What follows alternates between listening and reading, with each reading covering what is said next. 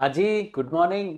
तो आज हम करने वाले हैं एडवांस टैक्स चैप्टर का रिवीजन और इंटरेस्ट और लेट फीस चैप्टर का रिवीजन। तो सबसे पहले करते हैं हम एडवांस टैक्स। एडवांस टैक्स के लिए सेक्शन 208 एप्लीकेबल होता है, जो बोलता है हर एसएससी को अपना टैक्स एडवांस में पे करना होगा अगर उसका एस्टिमेटेड टैक्स टीडीएस टीसीएस की क्रेडिट लेने के बाद 10,000 है या 10,000 को एक्सीड करता है। मतलब एस्टिमेटेड बेसिस पर अगर उसका tax liability, final tax liability TDS और टीसीएस की क्रेडिट लेने के बाद अगर 10,000 है, 10,000 से ज्यादा है, तो उसे अपना टैक्स एडवांस में पे करना होगा। लेकिन रेजिडेंट सीनियर सिटीजन, जो सीनियर सिटीजन है प्लस रेजिडेंट इन इंडिया है, अगर उसके पीजीबीपी इनकम नहीं है तो एडवांस में उसे टैक्स पे करने की लायबिलिटी नहीं है और वो अपना टैक्स रिटर्न फाइल करते वक्त पे कर सकता है। उसको हम बोलते हैं self assessment tax. Self assessment tax short में बोले एसएटी। मतलब वो अपना टैक्स खुद कैलकुलेट करे और उसमें इंटरेस्ट जोड़ दे, सेक्शन 234 एबीसी का इंटरेस्ट जोड़ दे और जो भी टैक्स बनता है अलॉन्ग विद, अगर लेट फीस एप्लीकेबल है तो पे कर दे। उसको बोलते हैं सेल्फ असेसमेंट टैक्स। तो रेजिडेंट सीनियर सिटीजन है, उसको एडवांस में टैक्स पे करने की लायबिलिटी नहीं है, लेकिन अगर उसका टैक्स बनता है तो रिटर्न फाइल करते वक्त वो अपना टैक्स पे करे, उसको बोलते हैं सेल्फ असेसमेंट टैक्स। चलिए अब पढ़ते हैं सेक्शन 209 कि एडवांस टैक्स कंप्यूट कैसे करें। पहला पार्ट है एसएससी कैसे कंप्यूट करे, तो उसके बाद पढ़ेंगे पार्ट बी एसेसिंग ऑफिसर कैसे कंप्यूट करेगा एडवांस टैक्स। देखिए पहला पार्ट करते हैं हम एसएससी कैसे कंप्यूट करे अपना एडवांस टैक्स। तो एसएससी अपनी टोटल इनकम एस्टिमेटेड बेसिस पर कंप्यूट करे रेलेवेंट प्रीवियस ईयर की, और उस पर जो भी टैक्स रेट एप्लीकेबल है करंट फाइनेंशियल ईयर में, वो टैक्स रेट से अपना टैक्स कैलकुलेट कर ले। अगर सरचार्ज और हेल्थ एंड एजुकेशन से एप्लीकेबल है तो वो भी जोड़ दे, और हाँ अगर उसके एग्रीकल्चरल इनकम है तो पार्सल इंटीग्रेशन की स्कीम भी एप्लीकेबल होगी। और इस तरीके से उसने अपनी टोटल टैक्स लायबिलिटी कंप्यूट कर ली। उसमें से उसको रिलीफ क्लेस करनी होगी सेक्शन 86, सेक्शन 89, 90, 90 91 की रिलीफ क्लेस करनी होगी। वैसे सीए इंटरमीडिएट के कोर्स में सेक्शन 89 की रिलीफ की कोर्स में है। फिर अगर उसका किसी ने टीडीएस डिडक्ट किया है तो उसकी क्रेडिट क्लेम कर ले, उससे किसी ने टीसीएस कलेक्ट किया है तो उसकी भी क्रेडिट क्लेम कर ले। फिर जो टैक्स आता है अगर 10,000 या 10,000 से ज्यादा है तो वो टैक्स उसे एडवांस में पे करना होगा। लेकिन कुछ केसेस में एसेसिंग ऑफिसर को भी पावर दिया गया है कि वो एसएससी का एडवांस टैक्स कैलकुलेट कर सकता है, लेकिन प्राइम रिस्पॉन्सिबिलिटी तो एसएससी की ही है, उसे अपना टैक्स एडवांस में पे करना पड़ेगा। लेकिन एसेसिंग ऑफिसर को भी पावर दिया गया है कुछ केसेस में, वो एसएससी का एडवांस टैक्स कंप्यूट कर सकता है। अब एसेसिंग ऑफिसर कैसे कंप्यूट करेगा एसएससी का एडवांस टैक्स, उसके लिए समझते हैं। जिस किसी लेटेस्ट ईयर में, पास्ट ईयर में एसएससी का एसेसिंग ऑफिसर ने स्क्रूटनी असेसमेंट किया था या बेस्ट जजमेंट असेसमेंट किया था। अब पहले समझते हैं स्क्रूटनी असेसमेंट क्या होता है और बेस्ट जजमेंट असेसमेंट क्या होता है। देखिए अगर एसएससी का रिटर्न फाइल होता है तो डिपार्टमेंट एसएससी का स्क्रूटनी असेसमेंट कर सकता है। उसके लिए सीए फाइनल में सेक्शन है, सेक्शन 143 सबसेक्शन 3 स्क्रूटनी असेसमेंट की सेक्शन। लेकिन अगर एसएससी का आईटीआर फाइल नहीं है तो एसेसिंग ऑफिसर उसका बेस्ट जजमेंट असेसमेंट करता है, मतलब अपने ओन डिस्क्रिप्शन के हिसाब से असेसमेंट कर देता है। एसेसिंग ऑफिसर के पास जो भी इनकम का बेस्ट एस्टीमेट अवेलेबल है, एसएससी की कोई भी इंफॉर्मेशन उसके पोजीशन में है, उसके बेसिस पर वो एसएससी की इनकम निकाल देता है, उसे हम बोलते हैं बेस्ट जजमेंट असेसमेंट। और उसके लिए इनकम टैक्स में सेक्शन 144। तो ये दोनों असेसमेंट जो हैं वो रेगुलर असेसमेंट कहलाते हैं। यहाँ क्या बोल रहे हैं, अगर पास्ट किसी ईयर में, लेटेस्ट ईयर में, अगर किसी भी ईयर में एसएससी का रेगुलर असेसमेंट असेसिंग ऑफिसर ने कंप्यूट किया था, उस ईयर में असेसिंग ऑफिसर ने उसकी असेसमेंट में क्या इनकम डिटरमाइन की थी, तो लेटेस्ट ईयर उठाएंगे। मान लीजिए पास्ट में 3-4 बार रेगुलर असेसमेंट हुआ है, तो लेटेस्ट वाले ईयर की जो इनकम डिटरमाइन हुई थी, चाहे स्क्रूटनी असेसमेंट में चाहे बेस्ट जजमेंट असेसमेंट में, कारण असेसिंग ऑफिसर के पास यही एस्टीमेट अवेलेबल है। एसएससी की एग्जैक्ट इनकम तो एसएससी को भी नहीं पता। एसएससी भी जब अपना एडवांस टैक्स कैलकुलेट करता है तो अपनी इनकम वो एस्टिमेटेड बेसिस पर लेता है। अब इस केस में असेसिंग ऑफिसर एसएससी की इनकम का एस्टिमेशन निकाल रहा है, तो वो किस बेसिस पर निकालेगा कि लेटेस्ट ईयर में जब भी कभी उसने रेगुलर असेसमेंट किया था या तो स्क्रूटनी असेसमेंट या बेस्ट जजमेंट असेसमेंट, उसमें कितनी इनकम डिटरमाइन हुई थी और उस पर करंट फाइनेंशियल ईयर के हिसाब से जो भी टैक्स स्लैब है उस पर अप्लीकेबल टैक्स रेट अप्लीकेबल है वो अप्लाई करके उसका टैक्स निकाल देगा, इंक्लूडिंग सरचार्ज और हेल्थ एंड एजुकेशन सेस। ठीक है, और अगर एसएससी के पास एग्रीकल्चरल इनकम भी है तो पार्शियल इंटीग्रेशन की स्कीम भी अप्लाई की जाएगी। ठीक है, पार्शियल इंटीग्रेशन की स्कीम भी अप्लाई की जाएगी अगर एग्रीकल्चरल इनकम है तो। और लेटेस्ट ईयर का स्क्रूटनी असेसमेंट या बेस्ट असेसमेंट असेसमेंट में जो भी इनकम डिटरमाइन हुई उसके सब्सिक्वेंट ईयर में एसएससी ने जो भी रिटर्न फाइल किए उन ईयर्स में उसने क्या क्या इनकम बताई। ठीक है, अब उन सारे ईयर्स में जो भी इनकम हायर होगी एसेसिंग ऑफिसर उसको बेस मान लेगा और ये मान लेगा कि करंट ईयर में भी एसएससी को यही इनकम होगी।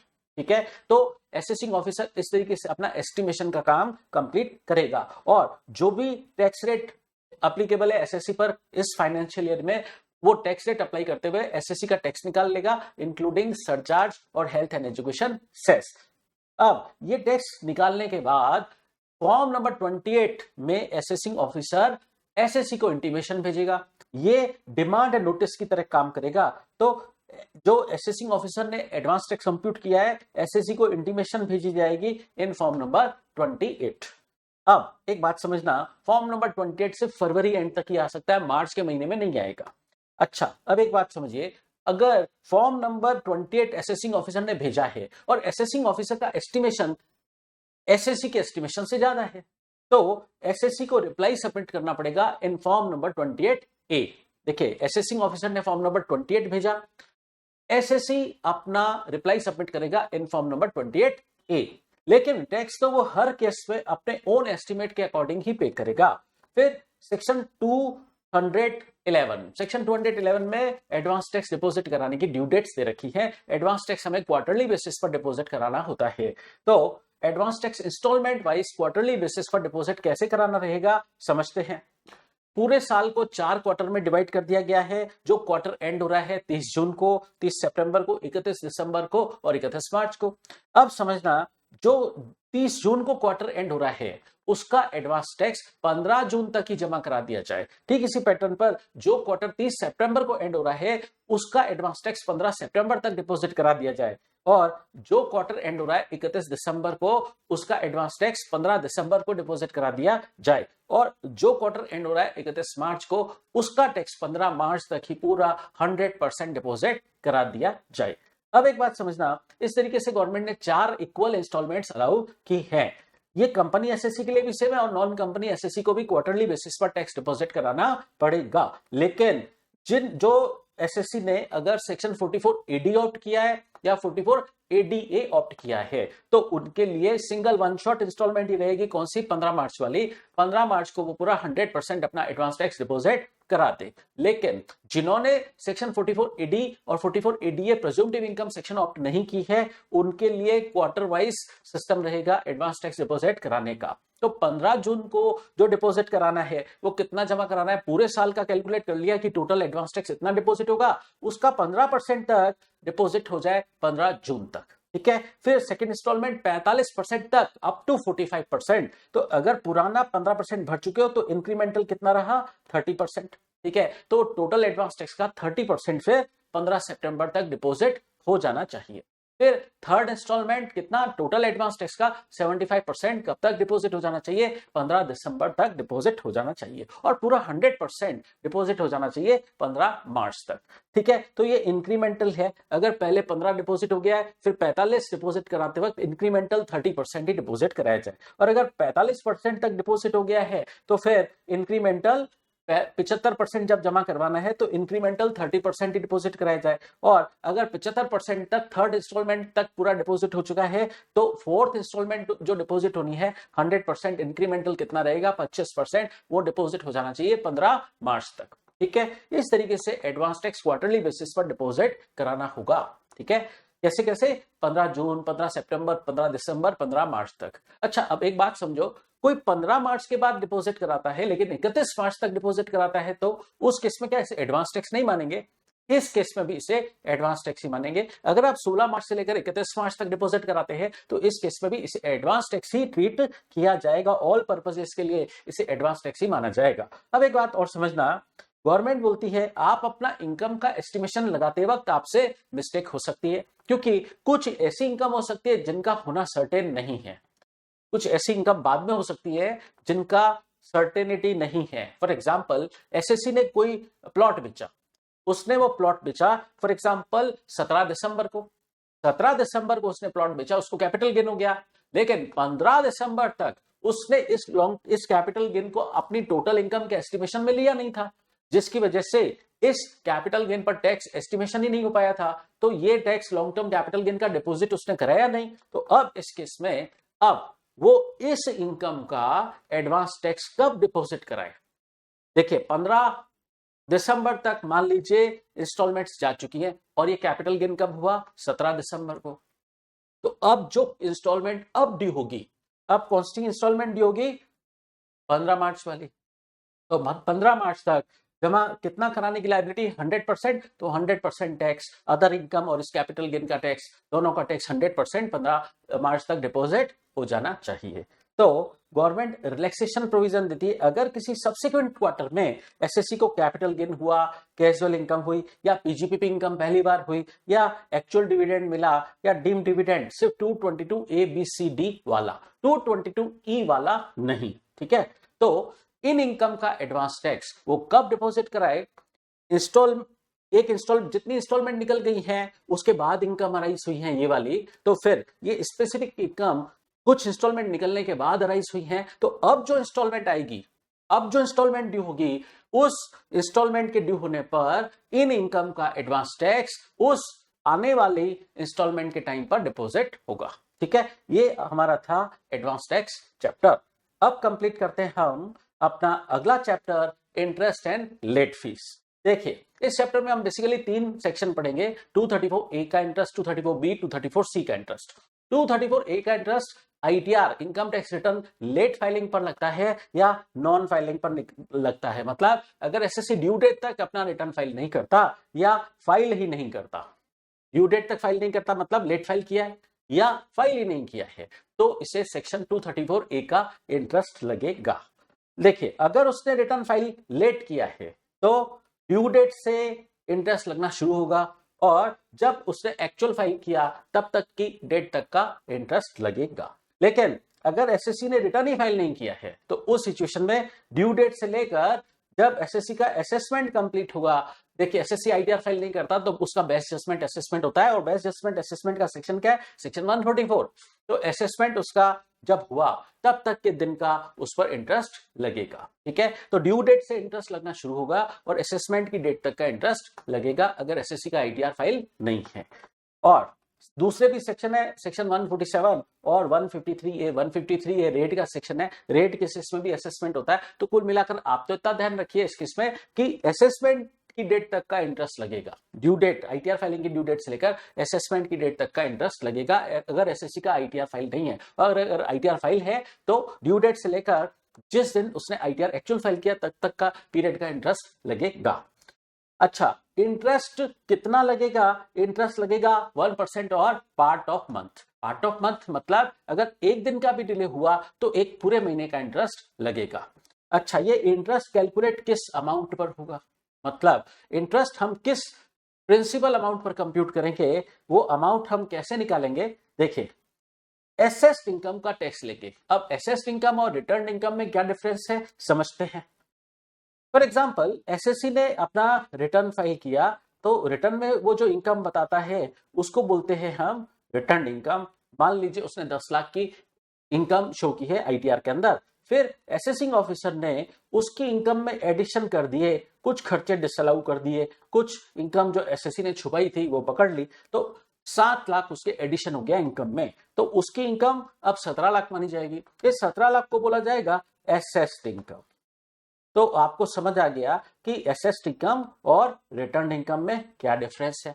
देखिए तो अभी टैक्स जो कैलकुलेट होगा ना, अभी जो इंटरेस्ट कैलकुलेट होगा वो एसेस्ड इनकम पर कैलकुलेट होगा। इसलिए आप जो एसेस्ड इनकम यहां ले रहे हैं उसका टैक्स ले लीजिए, उस पर कितना टैक्स बनता है, फिर उसमें से एडवांस टैक्स पूरा 31 मार्च तक का पेड लेस कर दीजिए, ठीक है। तो 31 मार्च तक का एडवांस टैक्स पेड इस टैक्स पे से लेस हो जाएगा। किसका टैक्स? एसेस्ड इनकम पर जो टोटल टैक्स बनता है उसमें से एडवांस टैक्स 31 मार्च तक का पेड लेस हो जाएगा।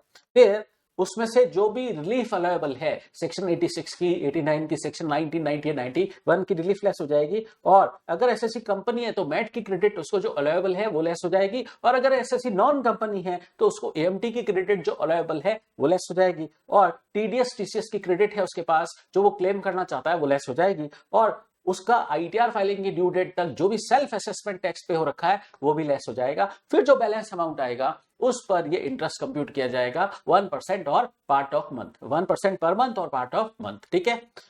अब एसएससी ने सेल्फ असेसमेंट टैक्स पे किया। सेल्फ असेसमेंट टैक्स क्या होता है? एसएससी रिटर्न फाइल करते वक्त अपना टैक्स जो खुद कैलकुलेट करता है along with interest and let fees, उसको हम बोलते हैं सेल्फ असेसमेंट टैक्स। उसका सेक्शन हम फाइलिंग ऑफ रिटर्न चैप्टर में पढ़ेंगे, सेक्शन 140 कैपिटल ए। तो एसएटी पे कर दिया, अगर एसएससी ने सेल्फ असेसमेंट टैक्स पे कर दिया तो उसका इफेक्ट पड़ेगा क्या? सेक्शन 234 ए में जो इंटरेस्ट बन रहा है, हाँ पड़ेगा। एसेस्ड इनकम पर जब ये इंटरेस्ट कैलकुलेट, असेस्ड इनकम के टैक्स पर जब ये इंटरेस्ट कैलकुलेट होगा तो उसको हम बोलेंगे पेबल कितना आ रहा है। और अगर ऑलरेडी पेड एसएससी कुछ रिटर्न फाइल करते वक्त 234 ए का इंटरेस्ट खुद कैलकुलेट करके पे कर चुका है तो वो लेस हो जाएगा। कहने का मतलब अब जो 234 ए में इंटरेस्ट पेबल आ रहा है और पहले कुछ पे कर चुका है क्या सेक्शन 234 ए में इंटरेस्ट एसएससी, तो पेड माइनस पेबल सिर्फ इंक्रीमेंटल इंटरेस्ट ही पे करना रहेगा अब। ठीक है। तो एसएटी पे होने का ये इफेक्ट पड़ता है सेक्शन 234 ए के इंटरेस्ट पर। अब बात करते हैं अगर एसएससी ने एडवांस टैक्स पे ही नहीं किया, उसकी लायबिलिटी थी बट उसने पे नहीं किया या उसने कम पे किया, तो 31 मार्च तक गवर्नमेंट इंतजार करती है। उसके बाद इंटरेस्ट लगाना कब से शुरू होता है? 1 अप्रैल ऑफ रेलेवेंट असेसमेंट ईयर से इंटरेस्ट लगना शुरू होगा। ठीक है। तो 31 मार्च के बाद से मतलब 1 अप्रैल ऑफ रेलेवेंट असेसमेंट ईयर से इंटरेस्ट लगना शुरू होगा। अब एक बात समझना, अगर एसएससी एडवांस टैक्स पे नहीं करता या उसने एडवांस टैक्स कम पे किया है, अब कितना कम पे किया है? एसेस टैक्स का 90% से भी कम। उसने एसेस टैक्स का 90% से भी कम पे किया एडवांस टैक्स, तो उस पर 234 ए का इंटरेस्ट लगेगा। अब सवाल यह है कि एसेस टैक्स का मतलब क्या है? ये सिर्फ चेकिंग के लिए है। 90% is only checking rule. Assess tax का 90% से कम है एक्चुअल में एडवांस टैक्स पेड, तो सेक्शन 234 बी का इंटरेस्ट लगता है। ये 90% is meant only for checking purpose. तो एसेस टैक्स कैसे निकालेंगे जिसका 90% हमें देखना है? तो टैक्स ऑन एसेस्ड इनकम निकालेंगे, फिर उसमें से रिलीफ जो भी अलाउेबल है सेक्शन 86 की, सेक्शन 89, सेक्शन 90, 90 और 91 की जो भी रिलीफ अलाउेबल है लेस हो जाएगी। अगर एसएससी कंपनी एसएससी है तो मेट की क्रेडिट जो उसको अलाउेबल है लेस हो जाएगी। और अगर एसएससी नॉन कंपनी है तो उसको जो एएमटी की क्रेडिट अलाउेबल है वो लेस हो जाएगी। और टीडीएस किसी ने डिडक्ट किया एसएससी का, लेस हो जाएगा, एसएससी उसकी क्रेडिट क्लेम करेगा। टीसीएस एसएससी ने अगर एसएससी से किसी ने कलेक्ट किया है तो एसएससी उसकी टीसीएस की भी क्रेडिट क्लेम कर सकता है अपनी टैक्स लायबिलिटी में से। अब मैंने पहले ही बोला था 31 मार्च जब वो रेलेवेंट प्रीवियस ईयर चल रहा है, 31 मार्च तक ये इंटरेस्ट एप्लीकेबल नहीं होता है। रेलेवेंट असेसमेंट ईयर के 1 अप्रैल से लगना शुरू होता है। ठीक है। और लगता कब तक है? असेसमेंट की डेट तक। असेसमेंट कौन से? सेक्शन 143 सबसेक्शन 1 समरी असेसमेंट कहलाता है, 143(3) स्क्रूटनी असेसमेंट कहलाता है, 144 बेस्ट जजमेंट असेसमेंट कहलाता है, 147 रीअसेसमेंट कहलाता है, 153 रेड असेसमेंट कहलाता है। तो कुल मिलाकर याद इतना रखना कि असेसमेंट की डेट तक का इंटरेस्ट लगेगा। अब एसेस टैक्स जब हमने कैलकुलेट किया, यहां पर अपने एडवांस टैक्स पेड लेस नहीं किया। ठीक है। ये सिर्फ चेकिंग के लिए हमने निकाला था। Assess tax is been only for checking purpose for applying 90% scale. ठीक है। तो 90% को चेक करने के लिए हमने एसेस टैक्स निकाला था। बाकी 234B का इंटरेस्ट जिस अमाउंट पे लगना है उस अमाउंट को निकालने के लिए तो एसेस टैक्स ऊपर आई रखा है, उसमें से सब कुछ ऑलरेडी लेस हो चुका है। एक बस एडवांस टैक्स 31 मार्च तक का पेड लेस कर दे तो हमारा अमाउंट आ जाएगा जिस पर हम ये 234B का इंटरेस्ट कैलकुलेट करेंगे। ठीक है। अच्छा, जो अमाउंट आ रहा है जिस पर हम 234B का इंटरेस्ट कैलकुलेट करेंगे उस अमाउंट को हम इजी अंडरस्टैंडिंग के लिए बोलेंगे अमाउंट बी या बी अमाउंट। ठीक है। ये 234B का इंटरेस्ट लगता कितना है? 1% पर मंथ और पार्ट ऑफ मंथ। ठीक है। अच्छा, एसएटी अगर एसएससी सेल्फ असेसमेंट टैक्स पे करता है तो क्या एसएटी का पेमेंट इस 234B के इंटरेस्ट को अफेक्ट करता है क्या? तो समझिए, कितना इफेक्ट करता है अगर एसएससी सेल्फ असेसमेंट टैक्स पे करता है, तो सेल्फ असेसमेंट टैक्स पे करने का सेक्शन 234B के इंटरेस्ट पर कुछ इफेक्ट पड़ता है क्या? यस, पड़ता है। इस बात को ऐसे समझिए, देखिए 234B का इंटरेस्ट कब से लगना शुरू होता है? रेलेवेंट असेसमेंट ईयर के 1 अप्रैल से, और कब तक लगता है? असेसमेंट की डेट तक लगता है, ठीक है। अब अगर एसएससी बीच में सेल्फ असेसमेंट टैक्स पे कर देता है, ठीक है, तो उस सिचुएशन में क्या होगा? रेलेवेंट असेसमेंट ईयर के 1 अप्रैल से लेकर सेल्फ असेसमेंट के पेमेंट डेट तक जो इंटरेस्ट लगेगा वो सब बी अमाउंट पर लगेगा, ठीक है। और बी अमाउंट क्या होगा वो हमने समझ लिया था, यहां पर बी अमाउंट पर लगेगा, ठीक है। लेकिन एसएटी एसएससी ने पे कर दिया, तो इस डेट से लेकर असेसमेंट की डेट तक जो इंटरेस्ट लगना है सेक्शन 234B का, वो कौन से अमाउंट पर लगेगा? बी अमाउंट वाला। बी अमाउंट जो था माइनस एसएटी पेड हो चुका है, तो अगर जितना एसएटी पेड हो चुका है उतने अमाउंट पर तो फिर सेक्शन 234B का इंटरेस्ट नहीं लगना चाहिए ना, इसलिए बी अमाउंट में से एसएटी पेड लेस कर देंगे और बैलेंस अमाउंट पर ही हम इस बैलेंस पीरियड का इंटरेस्ट कैलकुलेट करेंगे, ठीक है। तो कुल मिलाकर कहानी इतनी है कि ये इंटरेस्ट लगता है रेलेवेंट असेसमेंट ईयर के 1 अप्रैल से और असेसमेंट की डेट तक लगता है। और अगर सेल्फ असेसमेंट की डेट बीच में टपक पड़ी है तो उस सिचुएशन में 1 अप्रैल ऑफ रेलेवेंट असेसमेंट ईयर से एसएटी पेमेंट की डेट तक का इंटरेस्ट बी अमाउंट पर कैलकुलेट होगा, और जिस दिन एसएटी पेड हुआ और असेसमेंट की डेट तक का जो इंटरेस्ट लगेगा वो B amount minus SAT paid वाले अमाउंट पर कैलकुलेट होगा 234B का इंटरेस्ट, ठीक है। चलिए फिर अब बात करते हैं सेक्शन 234C का इंटरेस्ट कब लगता है? अगर एसएससी एडवांस टैक्स की इंस्टॉलमेंट पे करने में डिफॉल्टर है, ठीक है, और इंस्टॉलमेंट तो हमको रेलेवेंट प्रीवियस ईयर के 31 मार्च तक ही पे कर देनी होती है, ठीक है। तो इंस्टॉलमेंट का अगर डिफॉल्टर है तो 234C का इंटरेस्ट लगेगा। लेकिन अगर 31 मार्च के एंड के बाद भी एसएससी एडवांस टैक्स पे नहीं करता तो फिर 234B का इंटरेस्ट लगना शुरू होता है रेलेवेंट असेसमेंट ईयर के 1 अप्रैल से। तो कुल मिलाकर 31 मार्च तक रेलेवेंट असेसमेंट ईयर के 31 मार्च तक 234C का इंटरेस्ट लगता है। 31 मार्च तक 234C का इंटरेस्ट लगता है और 31 मार्च एंड हो गया रेलेवेंट प्रीवियस ईयर का, फिर 1 अप्रैल ऑफ रेलेवेंट असेसमेंट ईयर से फिर सेक्शन 234B का इंटरेस्ट लगना शुरू होता है। इसका मतलब पहले 234C का इंटरेस्ट लगता है, उसके बाद लगता है 234B का इंटरेस्ट, ठीक है। चलिए, तो 234C का इंटरेस्ट कब लगेगा? जब एसएससी इंस्टॉलमेंट पे ही नहीं करता। एडवांस टैक्स से इंस्टॉलमेंट वाइज पे करना पड़ता है, क्वार्टरली इंस्टॉलमेंट बना रखी है गवर्नमेंट ने, एसएससी पे ही नहीं करता तो 234C का इंटरेस्ट लगेगा। या SSC short payment of instalment करता है, शॉर्ट पेमेंट या तो पे ही नहीं करता इंस्टॉलमेंट या इंस्टॉलमेंट का भी शॉर्ट पेमेंट करता है तो 234C का इंटरेस्ट लगेगा। अब एक बात समझना, ये जो 234C का इंटरेस्ट है रिटर्न इनकम के टैक्स पर लगता है, रिटर्न इनकम, एसेस्ड इनकम नहीं, रिटर्न इनकम के टैक्स पर। तो रिटर्न इनकम का टैक्स उठाओ, उसमें से एडवांस टैक्स लेस मत करना, उसके अलावा बाकी सब लेस कर दो। क्या रिलीफ जो भी अलाउेबल है सेक्शन 86, 89, सेक्शन 90, 98, 91 की जो भी रिलीफ अलाउेबल है सब लेस कर दो। फिर अगर कंपनी एसएससी है तो मैट की क्रेडिट जो अलाउेबल है लेस कर दो, अगर नॉन कंपनी एसएससी है तो जो भी एएमटी की क्रेडिट है अलाउेबल लेस कर दो। फिर टीडीएस टीसीएस किसी ने डिडक्ट किया है, कलेक्ट किया है तो वो लेस कर दो। बस ध्यान रखना एडवांस टैक्स लेस मत करना, ठीक है। अच्छा, ए और बी के लिए तो एडवांस टैक्स लेस हो रहा था, 234A 234B के लिए एडवांस टैक्स लेस हो रहा था, लेकिन 234C के लिए एडवांस टैक्स इधर लेस नहीं करना है, ठीक है। अब एक बात समझिए, चाहे कंपनी एसएससी चाहे नॉन कंपनी एसएससी है, चाहे कंपनी एसएससी है चाहे नॉन कंपनी एसएससी है, अगर वो प्रिज्यूमटिव इनकम सेक्शन उन्होंने ऑप्ट नहीं किया तो उनको सारी इंस्टॉलमेंट पे करनी है एडवांस टैक्स की, 15%, 45%, 75%, 100%, ठीक है। कब तक? 15 जून तक 15%, 15 सितंबर तक 45%, 15 दिसंबर तक 75% और 15 मार्च तक 100%, ऐसे पे करनी थी, ठीक है। अब एक बात और समझते हैं, अगर 15% के बजाय पूरा पे नहीं हुआ, सिर्फ 12% तक पे हुआ तो चलेगा, फिर फर्स्ट इंस्टॉलमेंट पर जो इंटरेस्ट लगना है वो नहीं लगेगा। ठीक इसी तरीके से सेकेंड इंस्टॉलमेंट का एडवांस टैक्स 45% तक पेड होना चाहिए था, लेकिन अगर 36% भी भरा हुआ है तो उस सिचुएशन में सेकेंड इंस्टॉलमेंट के डिफॉल्ट करने पर इंटरेस्ट नहीं लगेगा, ठीक है। ये 12% और 36% ओनली चेकिंग रूल है, सिर्फ चेक करना है, ठीक है। तो पे तो कितना करना है? 15 और 45 ही करना है, 12 और 36% तो सिर्फ चेकिंग रूल है, ठीक है।